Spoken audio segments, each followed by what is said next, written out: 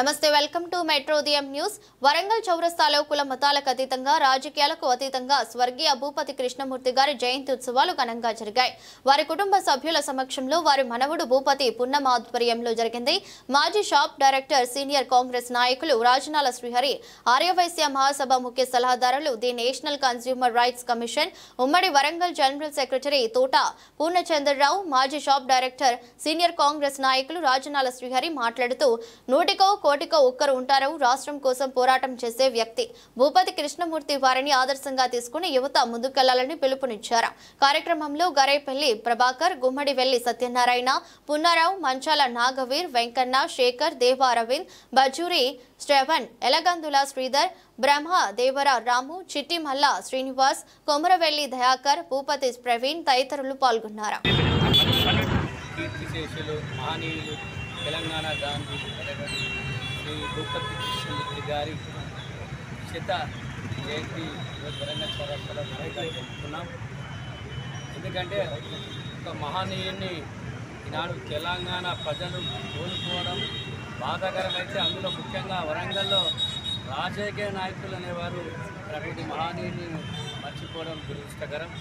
గతంలో వీరు జరిగిపోయినప్పుడు మరి ఎంతోమంది నాయకులు వచ్చి ఎన్నో హామీలు ఇవ్వడం జరిగింది. వారి విగ్రహాలు పెడతామన్నారు, వారి మార్గాలు ఏర్పాటు చేస్తామన్నారు, వారికి కార్పొరేషన్ పదులు వారి కుటుంబ సభ్యులకు ఇస్తామని చెప్పారు, వారి ఇంటికి ఉద్యోగాలని చెప్పారు, వారి ఇంటికి స్థలాలని చెప్పారు. కానీ నాటి వరకు కూడా ఎటువంటి ఒక హామీ గత ప్రభుత్వం కానీ ప్రస్తుత ప్రభుత్వాలు కానీ ఏ ప్రభుత్వాలు కూడా వారికి చేయకపోవడం, వారి కుటుంబ సభ్యులను ఆదుకోకపోవడం చాలా దురదృష్టకరం. ఇప్పటికైనా గ్రహించి మరి వారి కుటుంబానికి తప్పకుండా ఆర్థికపరమైన సాయము మరియు అధికార పార్టీ యొక్క పదవులు కూడా వారి కుటుంబానికి ఇవ్వాలని మేము వారిని డిమాండ్ చేస్తున్నాం.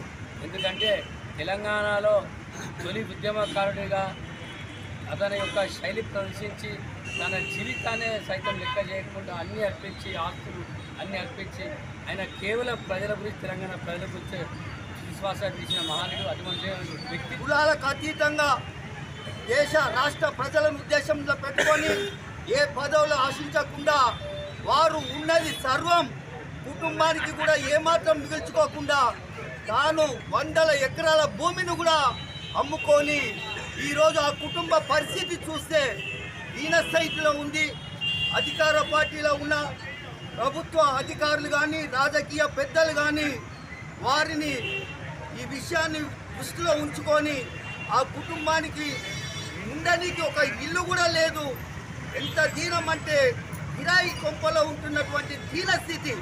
మరి అంత పెద్ద మహనీయుల కుటుంబము ఈరోజు ఇంత కష్టాలలో ఉంటే కూడా ప్రభుత్వము చూడట్లేదు అనే ఒక బాధ ఉంది.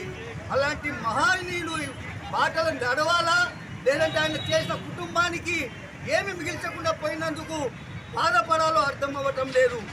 అలాంటి మహనీయుని జ్ఞాపకాలను ఈరోజు గుర్తు చేసుకొని మరి అలాంటి మహనీయుని యొక్క బాటలు నడవాలని చెప్పి వరంగల్ బిడ్డలకు తెలంగాణే శ్వాస, తెలంగాణే నా ఊపిరి, తెలంగాణే నా జీవితం అంటూ సర్వస్వం తన ఆస్తిపాస్తులను కూడా మరియు స్వాతంత్రానికి తెలంగాణ కొరకు మరియు త్యాగం చేసిన మహనీయుడు మా తాతగారు.